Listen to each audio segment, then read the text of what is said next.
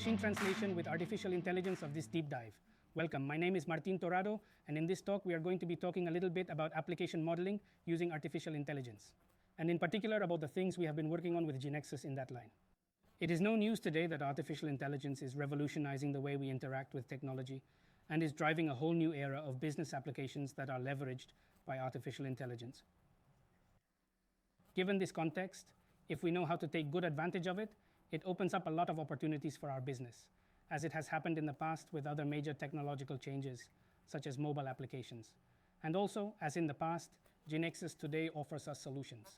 With GeneXus and with Globant Enterprise AI, we want to give companies the ability to easily integrate artificial intelligence into software solutions so that we can not only adapt to technological changes, but be part of the companies that drive those changes. With GeneXus, we have a future vision that aims to create new, better, and smarter experiences using artificial intelligence as a central ally. And for that, we are creating different tools, or what we call building blocks, that will help us in this process.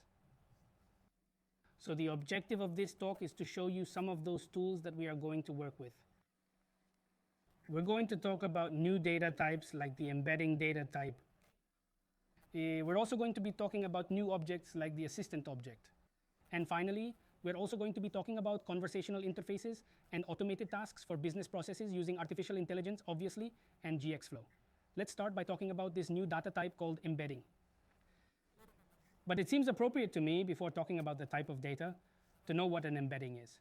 And basically, an embedding is a numerical representation of data where I have words or phrases in short text, which I transform into vectors of numbers. These vectors are generated by machine learning models and allow us to capture the semantic closeness that exists between different elements. So this type of data will be very useful for us. What for? To perform, for example, semantic searches in our applications, as we are going to see later in this talk, and to group or categorize related information. Now let's see an example with GeneXus.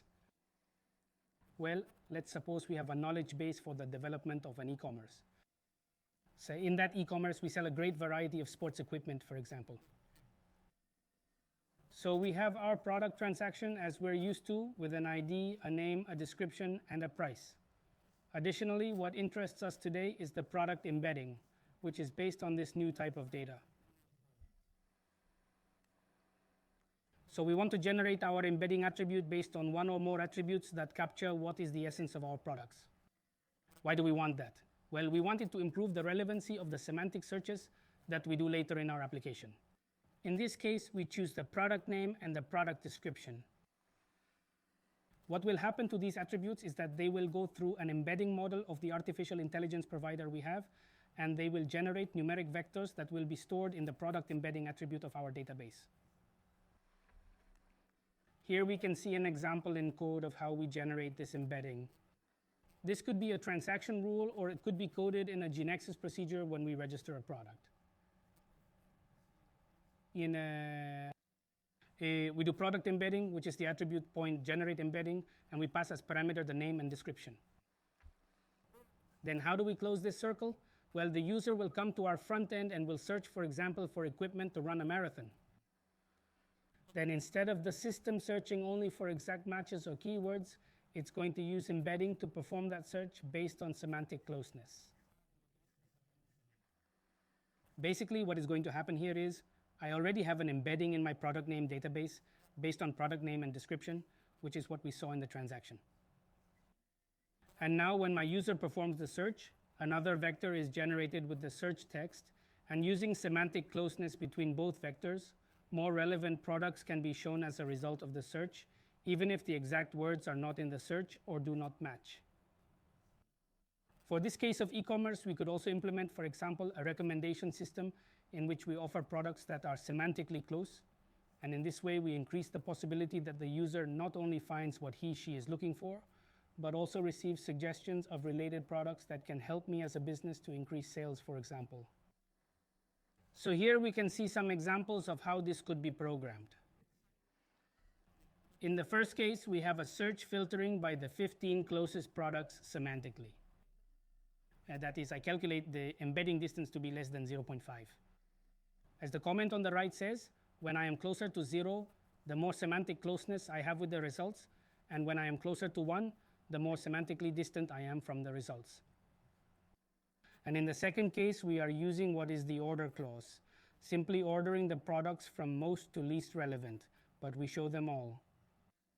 Let's move on now to talk a little bit about another one of these tools that we've been working on. In this case, it is the assistant object. This object will allow us to integrate generative artificial intelligence in a very easy way in our GeneXus applications and connects with Globant Enterprise AI using all the power offered by this other platform. So we say that by integrating generative artificial intelligence directly into our applications, we not only create systems that are much more user-centric, but we also make the applications much more intuitive and much more accessible. And the reason for this is that it is precisely thanks to assistants that we understand and respond much better to user inputs and greatly improve the experience and interaction with our systems. In addition to all this, assistants can create personalized content, such as summaries or recommendations, as we saw, and adapt to the user's needs in real time. That is very important. Also, on the other hand, they can automate repetitive tasks, such as data entry, which we will see later in this talk, and it greatly reduces the manual effort of users. Therefore, it also minimizes the errors that may eventually be entered. How do we achieve all this? At the beginning, I was telling you that the assistant object connects with Globant Enterprise AI, which is basically our artificial intelligence services platform.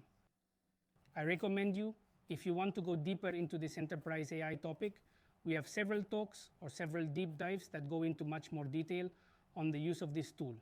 But basically, from a back end, you will be able to define different AI assistants to solve different scenarios of your applications and connect them in a very simple way with the different LLM providers, such as OpenAI, Anthropic, Google, Meta, and others. Some of these assistants that you can define are shown in the image on the screen. Basically, we can be data analysts, which are assistants that can take advantage of what is data analysis with context of our business, and in this way they can easily give us answers to queries that in the traditional way, let's say, would be much more difficult to obtain. We can have document chat, which is an assistant with the ability to summarize or extract information quickly from very long documents. This saves us time and also increases our efficiency. We have chat with corporate data that also allows us to retrieve our company's data efficiently and using natural language. And in short, we can create what would be like a private GPT chat connected to any LLM and having a similar experience to what is GPT chat, but with the guarantee that our data and our queries always remain within the company. So to summarize, the assistant object is in charge of solving the communication with Globant Enterprise AI. And in a transparent way, you can interact with it as any other GeneXus object in a KB. Here is a more visual example of what an assistant object looks like in a GeneXus KB. We are going to be using this example following the line of e-commerce that we have been working on. And what we want is to develop an assistant to which I pass a short text as input parameter, and as output parameter, it returns me detailed information based on that short text, obviously using artificial intelligence. We can see in the image that the prompt to be sent to the artificial intelligence and the rules of input and output parameters that we were just talking about are declared. In this image, we can see an example of the operation of this assistant, which would be, for example, a back office of our e-commerce where I write the short name of my product and the artificial intelligence, using my assistant object, fills the detailed description.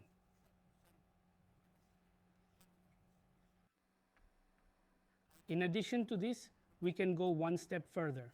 That is, let's see this example, which is a bit more advanced, where we ask the assistant to also generate the category in which the new product is going to be created. I can give you data sources that I provide in additional context to perform this task. In this case, I am passing it a list of all the categories that I have in my e-commerce, but basically those data sources or that context can be extracted from either data providers or procedures or queries. We can see that only by entering the name of the product, we generate the rest of the fields with artificial intelligence, both the category and the description. There could eventually be more data. So, in summary, this new object opens some doors of integration to artificial intelligence for our applications that we can use it inside GeneXus in these three ways. First, as code in procedures or in GeneXus objects. in conversational interfaces, as we will see below, and in automated workflow tasks, for example, from GeneXus Flow. Well, another scenario for the use of assistants, as we have already mentioned in the previous slide, is the possibility for users to interact with our applications in natural language.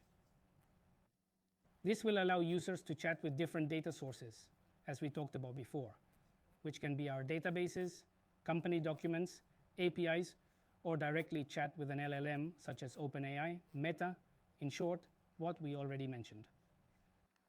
The assistant object also supports the implementation of chats in a built-in way. What does this mean? Well, we have the .chat method available in all the wizards we create. To this method, we can pass as a parameter the chat history to maintain a conversational context and also the new message sent by the user. In this way, we can get a response from the artificial intelligence provider that is hooked to Globant Enterprise AI. In addition, we at GeneXus wanted to have a way to integrate this to our applications immediately, and for that we have available a new user control that is for chat and that already solves the look and feel of the control and the communication with the artificial intelligence provider through the assistant object. This control has integrated support for viewing the response as it is generated. The stream of the response is shown as it is being generated. And also, on the screen, you can see an example on the left side of how this user control would look like in execution, and it also shows what I think is a very interesting case. In the conversation, you can read that the customer is chatting with the assistant and is following up on a purchase made by our e-commerce. He can consult in natural language what is the location of the purchase of the package, the delivery date, and eventually reschedule the day and time of delivery, which is effectively what it does in the image. So, in order for the assistant to be able to accomplish those tasks successfully, it is being told in the assistant object that you see on the right that there are several APIs that solve that scenario. Access to deliveries, to schedules, to available dates, and so on. So how is all this achieved? It is achieved with the use clause, which is underlined in red, where the information of all these APIs is passed as a parameter to the assistant so that it can react according to the user's requests. Let us now turn to GX Flow. Nowadays, workflows are no longer just a series of predefined tasks that users can complete manually. With the integration of artificial intelligence, we are in a new paradigm of intelligent automation. GX Flow was designed to simplify business processes, and today, by incorporating AI-driven tasks, we are taking another step towards efficiency and flow management automation. This that we are talking about not only frees the work teams from tedious processes, but also allows them to focus on decisions that are of higher value or of greater relevance to the business, and trust that all other tasks are being handled efficiently by artificial intelligence. Let's take a look at this example, following the e-commerce theme. We have a flow that is going to manage product return requests from our e-commerce customers. The flow starts when a return request is received, and the interesting thing is that automated tasks are incorporated by artificial intelligence at two key points in the flow. The first one is in the decision node, which you can see marked in red, which, as you can see, is also associated with an assistant object to automatically determine if additional analysis of the claim is needed or not. In this case, it will evaluate variables such as the customer's history, the reason for the claim, and something very interesting, which is the fraud patterns that may have been detected previously in other claims. So, by resolving this automatically, human intervention is reduced, as I was saying, and the resolution times of these processes are greatly accelerated.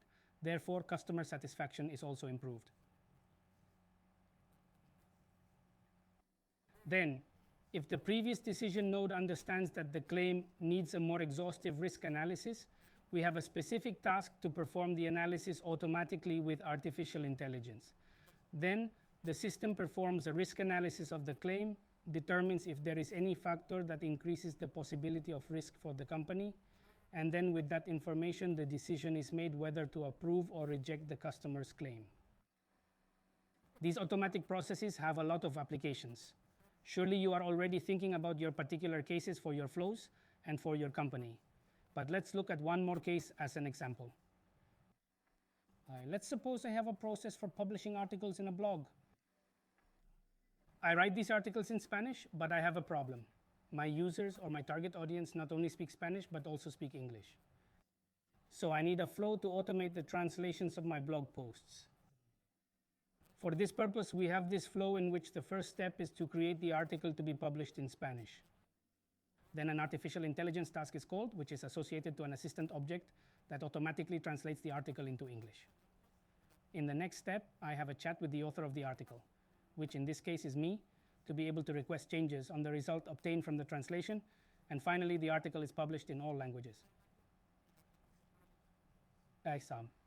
Well, to close, I recommend you to watch Gerardo Cuneo's talk about Globant Enterprise AI, and also to go to the training site where the courses we have available are posted.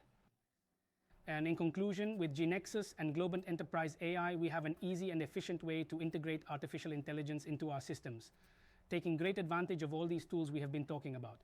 So I invite you, as I said at the beginning, to be part of that group that drives technological changes and takes business to a new level. Thank you very much. Goodbye.